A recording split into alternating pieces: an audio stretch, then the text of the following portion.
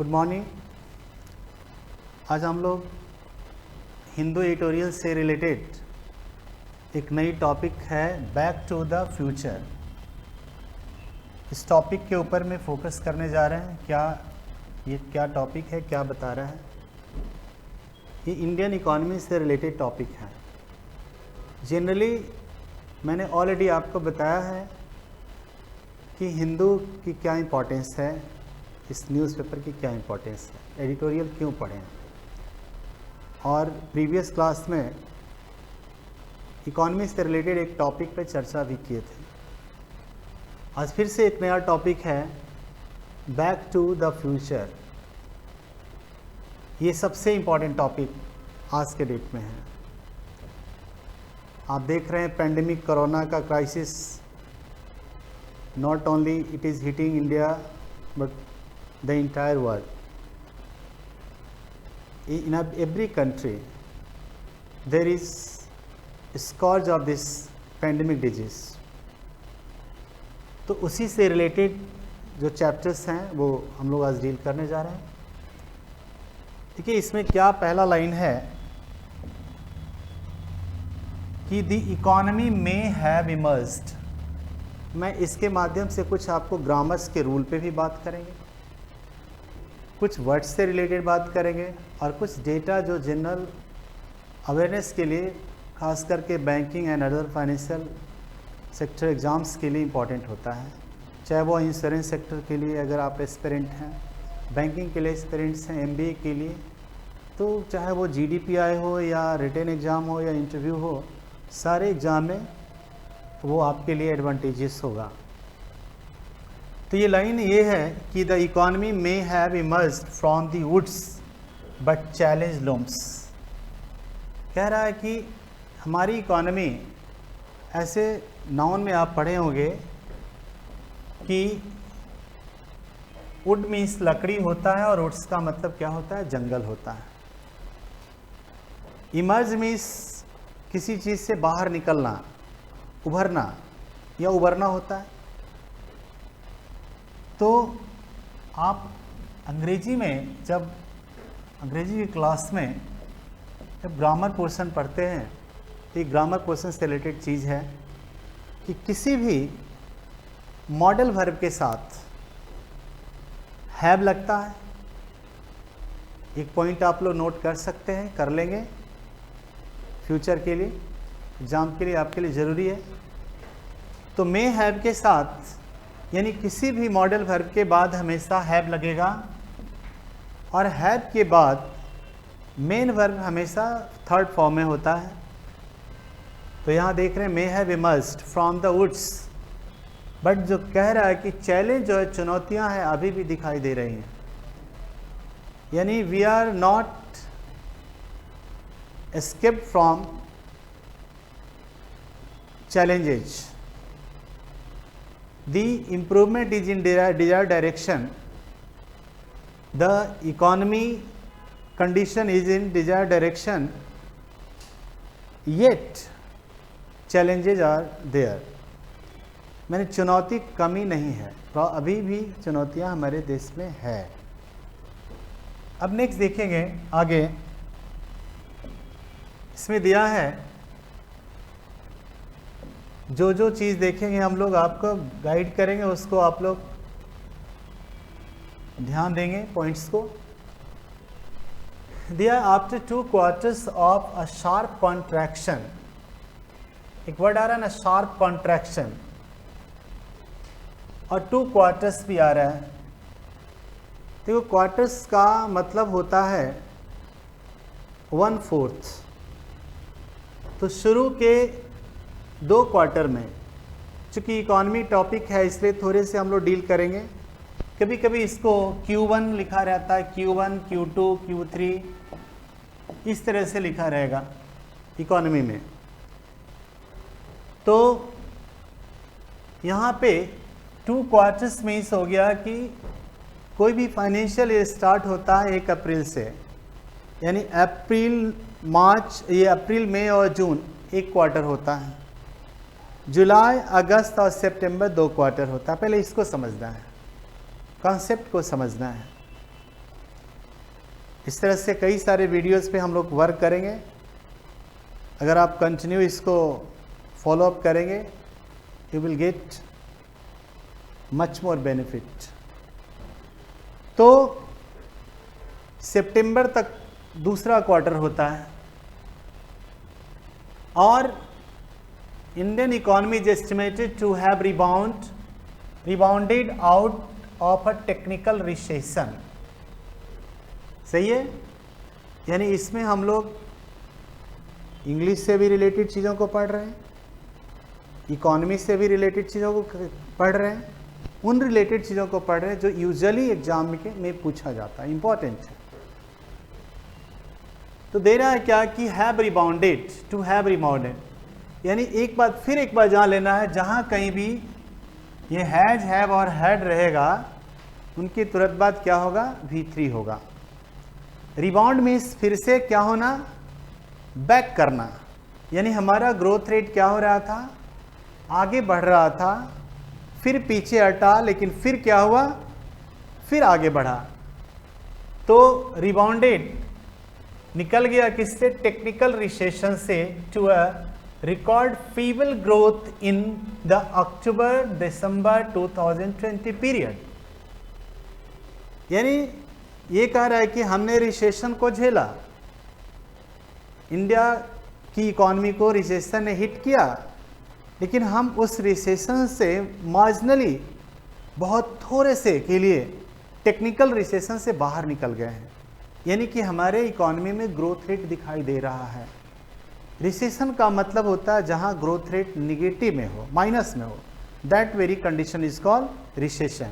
तो यहाँ पे क्या बता रहा है आपको कि अक्टूबर और दिसंबर में लास्ट ईयर 2020 के लास्ट ईयर में अक्टूबर और दिसंबर में एक good sign was appeared for the Indian economy, और ये क्या है, with GDP rising by 0.45% and GVA by 1%। यानी देखेंगे GVA एक मार्क, उसको क्या करना है, GDP को वो मेजरमेंट करने का एक माध्यम होता है, ग्रॉस वैल्यू एडेड करके। तो ग्रॉस वैल्यू एडेड पे उस पीरियड में हमारा जीडीपी रेट कितना रहा, 1% रहा, यानी हम माइनस से क्या आ गए, बाहर निकल गए। जैसे ही हम माइनस से बाहर निकले, टेक्निकली हमारे इकॉनमी में रिसेशन खत्म हो गया। But this is not enough, ये इनफ फॉर द इकॉनमी ऐसा नहीं है कि इकॉनमी बिल्कुल प्रॉब्लम से निकल गया। टेक्निकली हमने रिसेशन से निकला, yet we are facing recession. फिर भी जो रिसेशनरी जो ट्रेंड्स है वो इंडिया इकॉनमी में आज भी दिखाई देता है। अब देखेंगे the overall numbers are not surprising. जो ओवरऑल नंबर्स हैं वो बहुत सरप्राइजिंग नहीं है, यानी कह रहा है कि वो जो ये है, ये रेट और 1% रेट है वो बहुत सरप्राइजिंग नहीं है। Just as the short notice pandemic lockdown, क्योंकि शॉर्ट नोटिस पर हमारे देश में पैंडेमिक महामारी लॉकडाउन लगा था। आप समझ रहे हैं, शॉर्ट नोटिस, ये नहीं कि प्री प्लान लगा था भाई कि हम लगाने जा रहे हैं 20 दिन बाद 25 दिन बाद। गवर्नमेंट ने तुरंत अनाउंस किया, उसके अगले के अगले दिन क्या किया, वो लॉकडाउन लगा दिया। लॉकडाउन का मतलब पूरी बंदी, तालाबंदी, सारी चीज़ बंद हो गए हमारे देश में। सड़कें बंद हो गई, ऑफिसेज बंद हो गई, इंडस्ट्रीज मैन्युफैक्चरिंग यूनिट बंद हो गया, सारे कुछ बंद हो गया। तो and the subsequent case surge took the wind out of mobility and economic activity in the first half of the fiscal year, the unlocking phase that was largely complete by late September। तो देखिएगा कि lockdown हुआ, लेकिन फिर क्या हुआ कि economic activity में थोड़ी सी मोबिलिटी दिखाई दिया। The first half of the fiscal year, यानी फिस्कल ईयर का पहला साल, हाफ कितना होता है, सितंबर तक होता है। और सितंबर के बाद क्या हुआ हमारे देश में कि दी अनलॉकिंग फेज जो आया, unlock 1, unlock 2, unlock 3, that was largely complete by late September, brought back a semblance of normalcy. और ऐसा लगा कि हमारे देश में धीरे धीरे नॉर्मलसी आने लगा है। यानी नॉर्मलसी का मतलब होता है कि चीज़ें नॉर्मल हो गई, एज यूजुअल हो गया। एज यूजुअल मीन्स कि पहले की तरह लोग क्या रोड पे चलने लगे, मार्केट खुलने लगा, सही है, सैलून खुलने लगा। पहले क्या था, लॉकडाउन में सारे कुछ थे बंद थे। सही है। अब गौर करेंगे with the pent up and festival demand spurring. अब देखेंगे जो दबाव आया, pent up and festival demand spurring spending and the helping reboot production lines. अब क्या हो गया कि सितंबर के बाद क्या आ गया, हमारे देश में फेस्टिवल का समय आया, और फेस्टिवल के समय ने क्या किया कि हमारे इकोनॉमी पे दबाव पड़ा, यानी डिमांड साइड पे दबाव फोकस किया, और फिर धीरे धीरे धीरे धीरे हमारी इकोनॉमी क्या हुआ, वो मूवमेंट में आने लगा, मोबिलिटी को गेन किया, मोमेंटम को गेन किया after a long period of lockdown. Lockdown का अंतिम फेज सितंबर तक में अनलॉकडाउन शुरू हुआ और फेस्टिवल्स थे, उसके बाद इकोनॉमी में क्या आने लगा, धीरे धीरे चेंज आने लगा, गति आने लगी। और फिर नेक्स्ट अब देखेंगे एक बहुत अच्छी बात है कि इस लॉकडाउन में या इस कोरोना क्राइसिस में जो चीज़ें जो हमारे लिए बेहतर क्या हुआ कि नेक्स्ट एग्रीकल्चर सेक्टर के लिए तो फेस्टिवल एक क्या, agriculture sector remained the resilient bulwark in the third quarter as well, with farm GVA rising 3.9%। यानी उस इकॉनमी के लिए जिस इकॉनमी का ग्रोथ रेट माइनस कई में पहुंच गया था और कई गुना नीचे चला गया था, लेकिन हमारे देश की इकॉनमी में एग्रीकल्चर सेक्टर ने क्या किया, उसको बचाए रखा, उसको बेहतर किया, ठीक रखा, है ना। After being the sole sector to clock growth in the preceding 2 quarters. सही है। 2 क्वार्टर में बाकी सेक्टर हमारा क्या हो रहा था, माइनस में जा रहा था, लेकिन हमारा ये सेक्टर में बहुत अच्छा परफॉर्म किया। मैन्युफैक्चरिंग एंड कंस्ट्रक्शन सेक्टर, अब देखिएगा 2 सेक्टर, इंडस्ट्री सेक्टर के अंदर में मैन्युफैक्चरिंग सेक्टर भी आता है, कंस्ट्रक्शन सेक्टर भी आता है। मैन्युफैक्चरिंग सेक्टर को हिंदी में विनिर्माण कहते हैं, कंस्ट्रक्शन को निर्माण कहा जाता है। मैन्युफैक्चरिंग सेक्टर में फैक्ट्री मेड गुड्स बनते हैं, इस कंस्ट्रक्शन सेक्टर में जो ब्रिज बनता है, इंफ्रास्ट्रक्चर बनता है, बिल्डिंग्स बनते हैं, अपार्टमेंट्स बनते हैं, ये सब बनता है। तो दे रहा है क्या कि इन सेक्टर्स में सरफेस ये भी धाराशायी हो गया, from a collapse to extend. ये कितना देखिए भाई 1.25% एंड 6% रिस्पेक्टिवली। यानी ये आपके लिए क्वेश्चन है, 2-3 क्वेश्चन आप लोग एंट्री मार लेंगे। थोड़े से सारे लोग जो बैंक की तैयारी कर रहे हैं, MBA की प्रिपरेशन कर रहे हैं, उनके लिए इम्पॉर्टेंट है कि एक तो आपको ये देख रहे हैं कि यहाँ पे जो GDP का रिकॉर्ड हुआ GBA पर 1%, ये कब, ये इस पीरियड में, ये क्वेश्चन को नोट करने लायक है। सेकेंड क्वेश्चन है यहाँ पे, फिर नेक्स्ट देखना है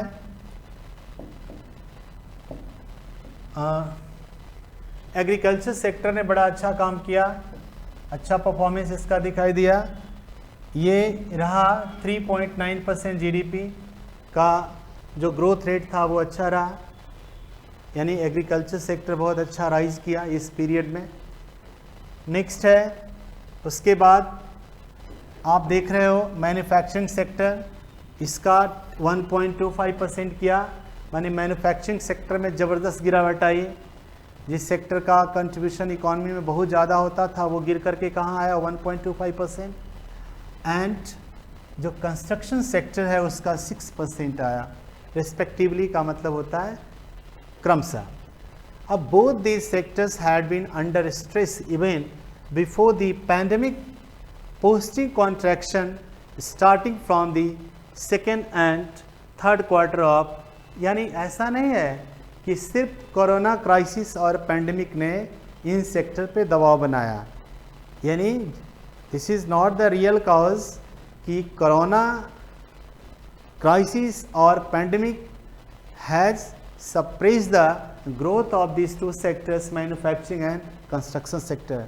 ये ऐसा नहीं है, इसके बारे में कहा जा रहा है कि ऑलरेडी वे पहले से ही ये सेक्टर में क्या आ रही थी, दबाव आ रहा था। पैंडेमिक के पहले भी इस सेक्टर में क्या आ रही थी, गिरावटें आ रही थी।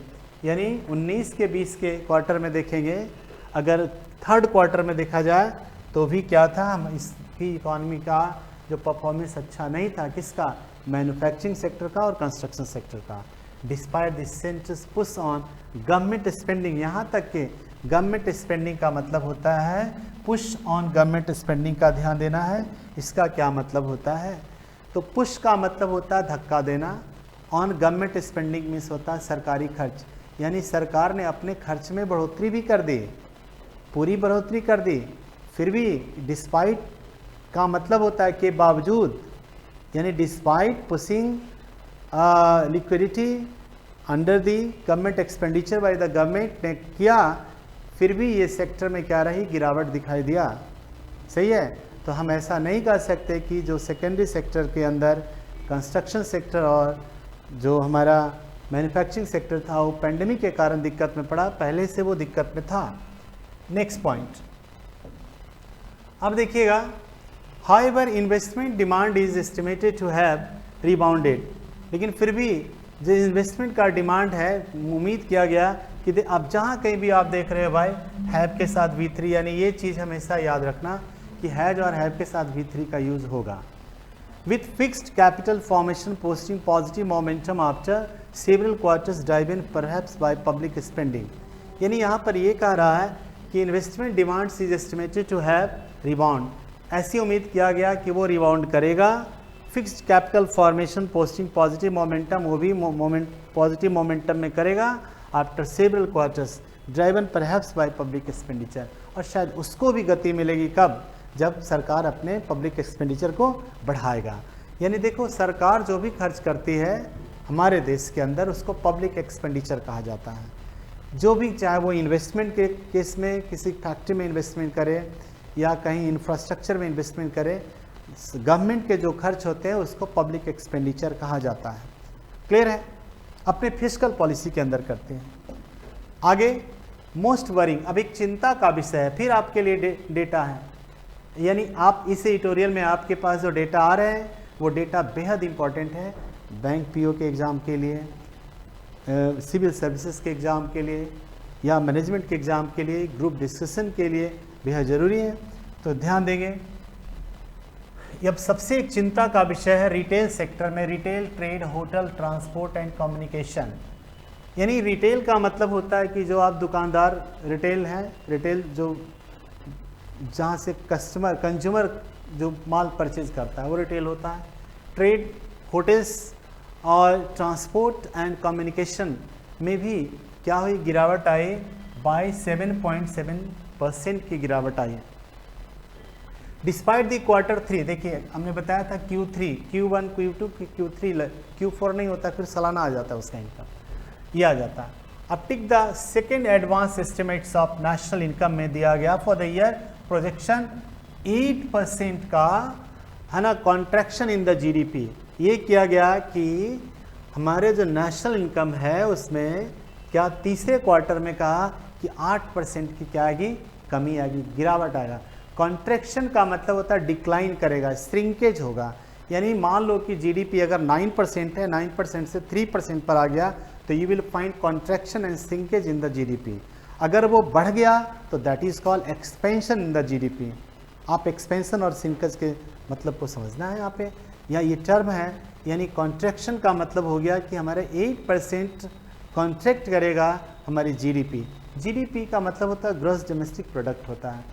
आप इसको अच्छे से जानते हैं कि किसी भी देश के अंदर जो 365 एक फाइनेंशियल ईयर के अंदर जो भी कुछ प्रोडक्शन होता है, चाहे वो गुड्स हो, सर्विसेज हो, all types of productions, there are 3 sector contribute in the GDP, primary sector, secondary sector, tertiary sector. I will explain all this sector in detail in the next video.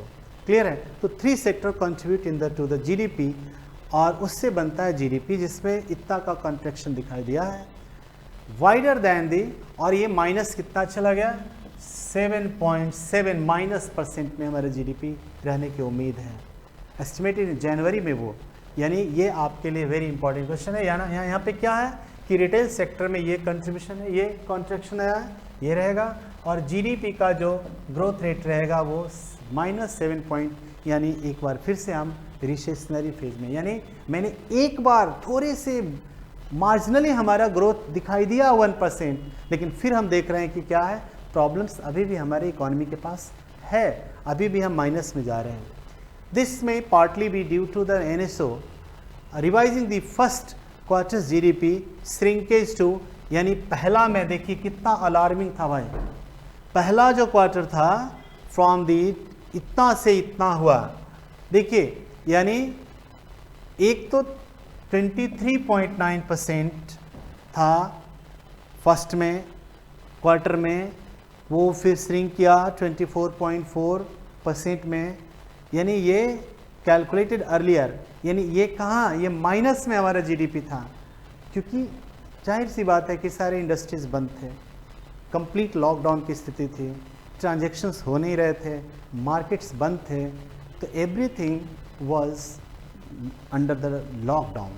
That's why the Indian economy decline abnormally, और वो आपको जो आंकड़े दिखा रहे हैं, the latest number also may be taken as an indicator at best with the NSO stressing that the estimates are likely to undergo sharp provisions as pandemic affected data collection like the, अब कह सकते हैं कि भाई pandemic के कारण हमारा data collection में भी दिक्कत हुआ, सारी चीज़ बंद थे, like the growth rate for 2019-20 was, ये जो है हमारा ग्रोथ रेट है, इसको फ्रॉम इतना से इतना हमने क्या लक्ष्य रखा था कि 4.2% होगा 19 और 20 का. अब आप बोलो कि हम लोग 21 में तो 19 और 20 की चर्चा क्यों कर रहे हैं भाई, अब 20 में भी तीसरे महीने पार करने को है, तो फिर उतना बैक में हम क्यों डाटा जाएगा, 19 और 20 का जो ग्रोथ रेट है वो लास्ट जो पैंडेमिक हमारे इंडिया में आया, तो साल शुरू होता है मार्च, यानी शुरू होता है 1 अप्रैल से और अंत होता है 31 मार्च तक का, तो 31 मार्च 2020 तक का तो डाटा इसके अंदर आना चाहिए कि क्या आया, फिर वो आने में कुछ और टाइम लग जाता है, 2-3 महीने, मार्च अप्रैल मई तक के वो पूरा डाटा आता है, तब जा कर के वो, यानी ये जो 19 और 20 उस पीरियड को टच करता है जहाँ की कोरोना का क्राइसिस जब पैंडमिक हिट किया, इसलिए हिट किया, उसका इम्पैक्ट रहा, क्योंकि इंडिया में भी लगभग 20 या जनवरी को, शायद 20 जनवरी को पहला केस मिला था केरला में, जो लड़की चाइना वुहान से मेडिकल स्टूडेंट थी, वो पहला केस था. उसके बाद फरवरी में भी उसके कारण इंडिया की इकॉनमी पे थोड़ा असर रहा, मार्च में तो कंप्लीट लॉकडाउन लग ही गया था, तो उसके कारण क्या हुआ कि हमारा जो GDP 4.2% था उसको रिवाइज करके 4% किया गया, यानी नहीं लगा फिजिबल कि हम 4.2% गेन करेंगे, तो हमने GDP के रेट को कुछ और क्या किया, घटा दिया, ऐसा घटाया बढ़ाया जाता है. चलिए, इन जनवरी में the real GDP growth for the third quarter of the last fiscal has been. अब आप हमसे पूछोगे कि फिस्कल क्या होता है, एक नया टर्म आ गया इसमें, तो सारे टर्म्स पे ध्यान देना है. देखो, फिस्कल का मतलब होता है राजकोष होता है, किसी भी देश का जो राजकोष होता है, जो जिस फंड से गवर्नमेंट पैसा खर्च करती है, जिसको बजट के माध्यम से कहते हैं, उनको हम फिस्कल कहते हैं, फिस्कल पॉलिसी के अंदर होता है. तो क्या है यहाँ पे कि इसमें भी स्केल डाउन और स्केल अप का मतलब ही होता है ऊपर चढ़ना और घटना और बढ़ना. तो नेक्स्ट है, हाँ, कहाँ हम लोग हैं इसमें, तो देखिएगा कि growth for the third fiscal माने लास्ट फिस्कल ईयर में, तो आप समझ गए फिस्कल ईयर 1 अप्रैल से शुरू होता है. एक आपके important GK point of view से आप इन्फॉर्म करेंगे कि इंडिया में बाकी सभी का फिस्कल ईयर यानी फाइनेंशियल ईयर 1 अप्रैल से शुरू होता है, लेकिन रिजर्व बैंक का फाइनेंशियल ईयर 1 जुलाई से शुरू होता है. इसलिए ये क्वेश्चन को आप नोट कर लेंगे कि 1 जुलाई से RBI का फिस्कल ईयर फाइनेंशियल ईयर शुरू होता है, और बाकी जितने भी चीज़ हैं उनके फाइनेंशियल ईयर क्या होते हैं, 1 अप्रैल से इंडिया में शुरू होता है. तो ये भी क्या हुआ, इसमें उतर करके 3.3% का गिरावट आया इसमें, फ्रॉम जो कि 4.1% से गिर करके 3.3% हुआ. द बेस इफेक्ट में विल हैव हेल्प्ड नच, सही है, India's growth into positive base effect may well have helped territory, but it is an important psychological barrier to cross. लेकिन क्या है कि हमारे जो ग्रोथ रेट में कमी आए, अब हमारे लिए बहुत ज़रूरी है कि इस मनोवैज्ञानिक बैरियर से हम आगे निकलें। मनोवैज्ञानिक बैरियर एक चीज़ होता है, कभी कभी देखते हैं मनोवैज्ञानिक क्या होता है कि कोई टीम अगर क्रिकेट की टीम में कोई 300 रन बना लेता है और अगर वो टीम या 299 रन बनाता, वो 300 का वो क्या देता है, वो टारगेट देता है, तो एक मनोविज्ञान में क्या होता है कि वो 300 का आंकड़ा है, लेकिन अगर वो 295 देता है तो ये लगता है कि 295 का आंकड़ा है। तो ये जो मनोवैज्ञानिक इफेक्ट है उसमें बहुत चेंजेज आता है। एक जगह लगता है कि 300 बनाना है, दूसरी जगह लगता है कि 200 बनाना है, भले 295 बनाना है, ये दोनों में फ़र्क होता है। Growth numbers alone may still not be capturing the tumult faced by swathes of informal and, देखो अभी यहाँ पे एक इनफॉर्मल एंड माइक्रो इंटरप्राइजेज हो गया। देखो इनफॉर्मल सेक्टर और फॉर्मल सेक्टर में क्या फ़र्क होता है। जो सेक्टर एक ऑर्गेनाइज वे में हमारे देश में चलता है या दुनिया के किसी भी देश में चलता है, एक डेवलपिंग कंट्री में ज़्यादा फॉर्मल इनफॉर्मल सेक्टर आपको दिखाई देगा, लेकिन डेवलप सेक्टर में, डेवलप इकोनॉमी में इनफॉर्मल सेक्टर लगभग नहीं के बराबर होता है। सारे सेक्टर क्या होते हैं, वो फॉर्मल सेक्टर में होते हैं। द कंपनीज और the units which are registered under the government system में जो रजिस्टर होता है उसको हम क्या कहते हैं, फॉर्मल सेक्टर कहते हैं, और जो नहीं रजिस्टर होता है उसको इनफॉर्मल सेक्टर कहते हैं। मान लो एक मिनट के लिए कि कुछ इंडस्ट्री हमारे देश में फॉर्मल सेक्टर में है, बहुत सारी इंडस्ट्रीज़ हैं जिनको कि सरकार को बताना पड़ता है क्या प्रोडक्शन हुआ वगैरह वगैरह हुआ, लेकिन कुछ ऐसे रोज़गार हैं, मोटे तौर पे मान लो कि कोई अपना आजीविका चलाने के लिए सब्जी बेच रहा है, वो भी क्या है, इनफॉर्मल सेक्टर में है। कहीं कोई अंडा बेच रहा है, रोड पे व्यवसाय कर रहा है, फुटपाथ पे कर रहा है, उनको क्या कहते हैं, हम इनफॉर्मल सेक्टर कहते हैं, और इन्हीं को माइक्रो इंटरप्राइजेज कहते हैं, जिसको हम MSME के नाम से भी जानते हैं। क्लियर है? तो ध्यान देंगे। तो कह रहा है ये कि हेल्प नज इंडिया, हाँ, तो द बेस इफेक्ट में वेल हैव हेल्प टू नज द, ये क्या किया है, एक तरह से उसको पुश करने का काम किया है, नज करने का काम किया है, पोक करने का काम किया। नज मीन्स होता पोक करना, सही है, हाँ, इनटू पॉजिटिव टेरिटरी, माने हमको एक पॉजिटिव एरिया में ला करके खड़ा कर दिया है, लेकिन फिर भी हमारी जो समस्याएं हैं वो अभी हम पार नहीं किए हैं। अभी भी इंडिया में आप एक व्यवहारिक चीज़ में, छोड़िए हिंदू पेपर को या जो को एक मिनट के लिए छोड़ लेते हैं, आज सारे चीज़ लगभग अनलॉकडाउन हो गया है, लॉकडाउन नहीं अनलॉकडाउन हो गया है, फिर भी एक चिंताएं हैं, क्योंकि मार्केट में अभी एक डर बना हुआ है, उस तरह का मार्केट अभी बना नहीं है। Growth numbers alone may still not be capturing the tumult faced bye stress of informal and micro enterprises, nor do they reflect recovery in the job. Next देखते हैं फिर। अब एक पैराग्राफ है ये, the continuing stress in employment, आज भी एक समस्या बरकरार है, कहाँ, बेरोजगारी के दौर पे समस्या है। Contact intensive services sectors is a worry, यानी सेवा सेक्टर भी बहुत अभी क्या है, चिंता का विषय बना हुआ है। जैसे मान लो कि बाहरी न्यूज़ ले लेते हैं, सारे ट्रेन्स बंद हैं हमारे यहाँ, लगभग बहुत ट्रेन्स बंद हैं, तो ट्रेन्स बंद होने के कारण लोगों का आवागमन भी अवरुद्ध है। नतीजा क्या हो रहा है कि होटल इंडस्ट्री में या जिसको हॉस्पिटलिटी इंडस्ट्री में, वहाँ पर भी दिक्कतें आ रही हैं, बहुत चिंता का विषय है। And the government must consider support measures, अब कह रहा है कि सरकार को करना चाहिए सपोर्ट, सोचना चाहिए कि उन्हें सपोर्ट किया जाए। The second wave of infections, दूसरा वेव भी आया, खास करके मुंबई वगैरह में, महाराष्ट्र में आज का जो और कल का जो आंकड़े हैं वो और भी बहुत गंभीर आंकड़े हैं। लगभग 30,000 के 39,000 कल के आंकड़े हैं, उसमें लगभग 30,000 के करीब आंकड़े कहाँ आ रहे हैं, सिर्फ महाराष्ट्र में आ रहे हैं। And the risk of infections rising in पोल बॉन्ड, और जहाँ जहाँ चुनाव हो रहे हैं, पोल बॉन्ड जो स्टेट है, यानी 5 स्टेट में अभी इलेक्शंस हो रहे हैं, इन 5 स्टेट की चर्चा कर लेना है। वेस्ट बंगाल हो गया, असम हो गया, केरला है, तमिलनाडु और पुडुचेरी में, ये 5 स्टेट्स में क्या है, पोल बॉन्ड स्टेट हैं।